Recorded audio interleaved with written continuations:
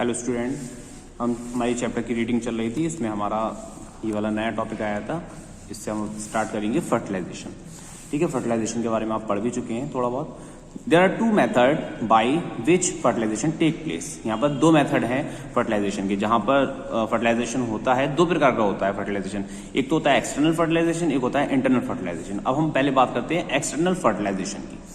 The fertilization that occurs outside the body of animals is referred to as external fertilization। यानी कि जब fertilisation जो होता है बॉडी से बाहर होता है ऑर्गेनिज्म की, तो वो क्या कहलाता है? वो एक्सटर्नल फर्टिलाइजेशन कहलाता है। द ऑर्गेनिज्म ले और discharge their gametes outside the body where fertilization take place. यानी कि जो ऑर्गेनिज्म होते हैं वो अपने जो गैमीट्स हैं वो डिस्चार्ज करते हैं बाहर, जिससे कि उसमें क्या होता है, बाहर फर्टिलाइजेशन होता है, इसीलिए उसको एक्सटर्नल फर्टिलाइजेशन बोलते हैं। This process generally observed in animals that live in और नियर द वाटर बॉडीज। यानी ये ज्यादातर देखा गया है, ये प्रोसेस किस में देखी गई? ज्यादातर जो वाटर बॉडीज में रहते हैं, नियर वाटर बॉडीज। ठीक, sea animals such as starfish, jellyfish gather in large group in water. यानी ये सब चीज क्या है? Large group in water, water में रहने वाली ये सारी ऑर्गेनिज्म ये।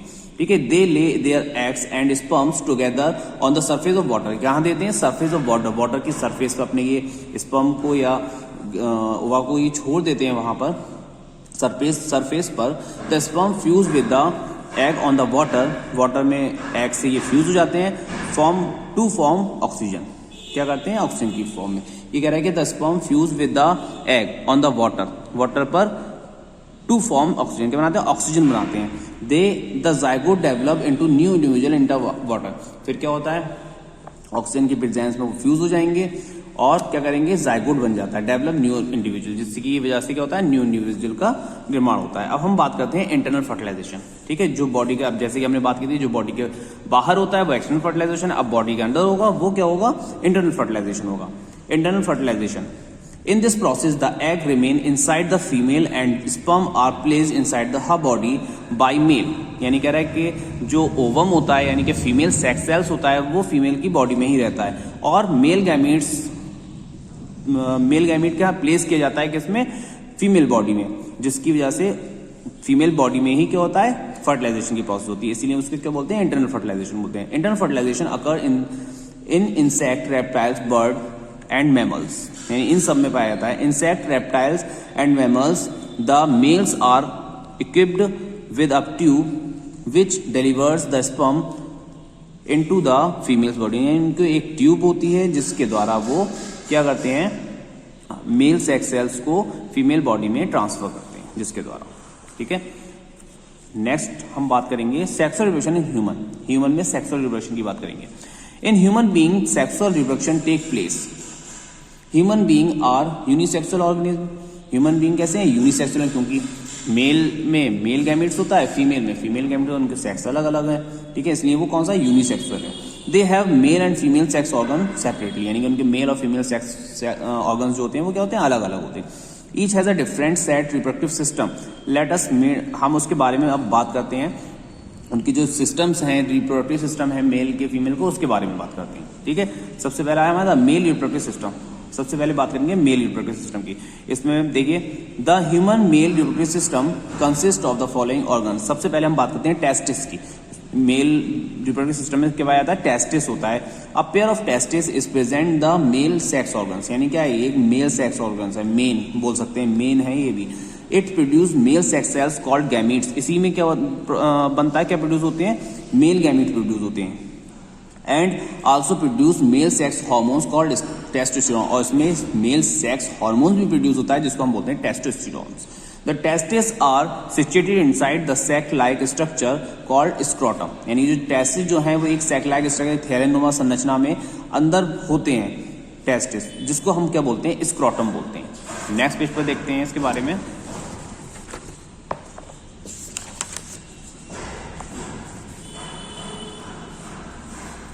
ठीक है, अब हम बात करते हैं नेक्स्ट।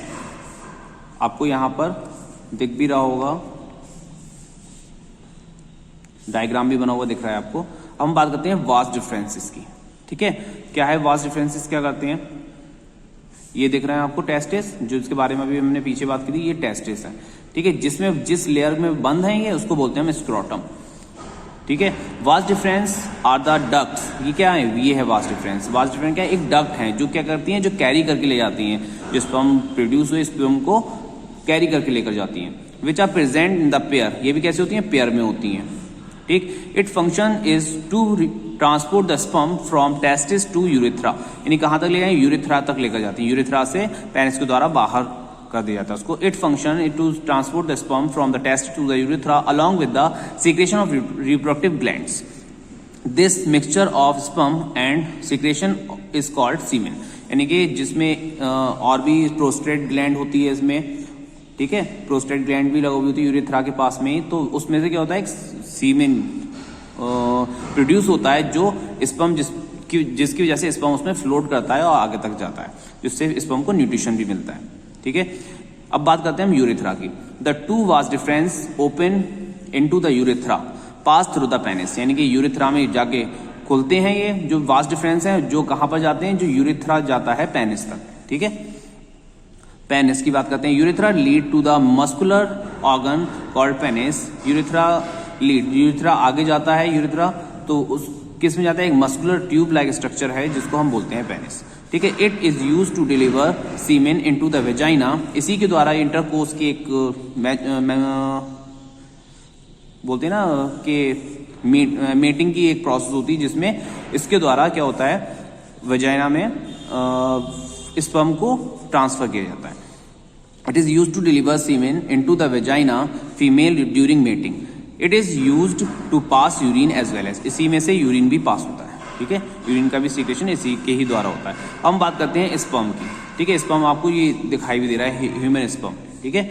इसमें हेड, नेक और टेल होती है, ठीक। The sexual maturity in human males is attained around the age of 14 to 15 years, यानी कि ये कह रहा है कि द सेक्सुअल मैच्योरिटी कब आती है मेल्स में, 14 to 15 ईयर्स अराउंड, ठीक। Sperm are produce in millions by the testis, testis के द्वारा मिलियन ऑफ स्पर्म्स के होते हैं, सीक्रेट होते हैं, बनते हैं, प्रोड्यूस होते हैं। They are very small in size, ये कैसे बहुत छोटे होते हैं साइज में। Each sperm consist of head, middle piece is a tail, sperm swim in the semen with the help of tail, यानी इनकी टेल क्यों होती है कि ये सीमेन के अंदर फ्लोट कर सकें, तैर सकें, स्विम कर सकें, जिससे कि ये कहां तक पहुंचे, वजाइना तक पहुंच सकें, ठीक है। वजाइना से कहां पहुंचेंगे, सर्विक्स में होते हुए ये ओवर तक पहुंचेंगे जायगोट बनाने के लिए। द फीमेल, अब हम बात करते हैं फीमेल रिप्रोडक्टिव सेल्स सिस्टम की। The female reproductive system consist of following parts.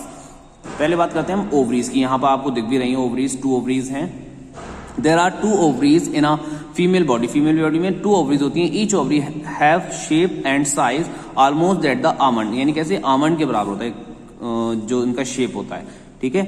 When a girl reaches puberty, जब गर्ल्स प्यूबर्टी एज में पहुंचती हैं, the ovary are stimulate by the pituitary gland, यानी कि ओवरी को स्टिमुलेट किया जाता है किसके द्वारा, पिट्यूटरी ग्लैंड, जो हमारे एक दिमाग में एक ग्लैंड होती है, मास्टर ग्लैंड भी बोलते हैं जिस पिट्यूटरी ग्लैंड को हम, उसमें बहुत सारे हार्मोन्स का सिक्रेशन होता है बॉडी को रेगुलेट करने के लिए। बहुत सी ग्लैंड्स को, हमारी सारी जो जितनी भी ग्लैंड है बॉडी के, वो पिट्यूटरी ग्लैंड के द्वारा ही रेगुलेट होती हैं, स्टिमुलेट होती हैं, ठीक। Gland to produce the female sex hormones oestrogen, यानी कि इसमें भी जैसे कि मेल में टेस्टिस में एक हार्मोन बनना था टेस्टोस्टेरोन, वैसे ही ओवरी में भी एक हार्मोन सीक्रेट होता है जिसको बोलते हैं ऑस्ट्रोजन, ठीक है। अब नेक्स्ट बात करते हैं फैलोपियन ट्यूब, ये आपको दिख रही है, ओविडक्ट भी बोलते हैं इसको और फैलोपियन ट्यूब भी बोलते हैं, जिसमें कि इसमें ओवरी में से एग मैच्योर होकर ओविडक्ट में जाता है, फैलोपियन ट्यूब में।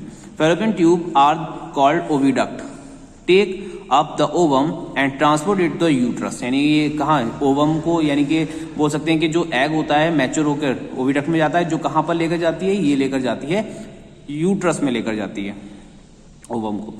Oven transport to the uterus, fallopian tube have finger like structure या प्रोजेक्शन, फिंगर लाइक प्रोजेक्शन होती है ये, and open up in a funnel shape structure, और कहाँ ओपन होती है, फनल लाइक, ये कह रहा है कि फनल लाइक स्ट्रक्चर होती है, देख रहे हैं आप फनल की तरह और ये कुप्पी की तरह, ठीक है, एक तरफ से मोटी है, यहाँ से आके पतली होती जा रही है, ये फनल लाइक स्ट्रक्चर बोल सकते हैं इसको। नेक्स्ट आया यूट्रस, जो आपको ये दिख रहा है ये यूट्रस है, ठीक है, यूट्रस ही कहलाती है पूरा। Uterus is the organ where the zygote mature and grows till is ready to born, यानी क्या होता है, uterus is a organ where zygote, जहां पर क्या होता है zygote मैच्योर होता है, ठीक है, and grows till it ready to born, और क्या होता है, ग्रोज होता है, यहाँ पर बढ़ता रहता है, यूट्रस वॉल पर चिपक जाता है, एम्बेडेड हो जाता है, जिसको इम्प्लांटेशन बोलते हैं हम, और जिससे कि क्या होता है, एक ट्यूब बन जाती है जिसको हम प्लेसेंटा बोलते हैं, जिससे कि बेबी का और मदर का जो फूड का और एक्सक्रीटरी मटेरियल का जो ट्रांसफर होता है वो उसके द्वारा होता है, इस ट्यूब के द्वारा। ठीक है, the embryo grows develop inside the uterus which is called the वॉर्म, जिसको हम क्या बोलते हैं, वॉर्म बोलते हैं। जब जहाँ पर यूट्रस में बेबी जब मैच्योर होने लगता है, बेबी बनने लगता है, तो उसको हम क्या बोलते हैं, वॉर्म बोलेंगे। ठीक है, नेक्स्ट है हमारा vagina. The vagina is the tube leading the uterus. ठीक है, कह रहा है कि यूट्रस तक जाती है, जो यहाँ पर दिख रही है आपको वेजाइना।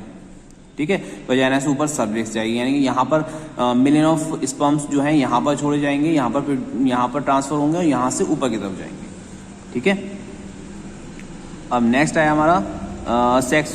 क्या कह रहा है कि the vagina receive the penis, vagina में रिसीव किया जाता है पेनिस को ड्यूरिंग सेक्सुअल इंटरकोर्स, जब सेक्सुअल मेटिंग होती है तो इसमें वेजाइना में रिसीव किया जाता है पेनिस को। The sperm are discharge into the vagina, और इसी में स्पर्म को रिलीज किया जाता है। Sexual maturity in human females it is attained around the age of 11 to 12 years, यानी कि सेक्सुअल मैच्योरिटी फीमेल में कब होती है, अराउंड 11 to 12 एजेस। ठीक है, इतना हो गया। अब इसके आगे हम नेक्स्ट वीडियो में डिस्कस करें।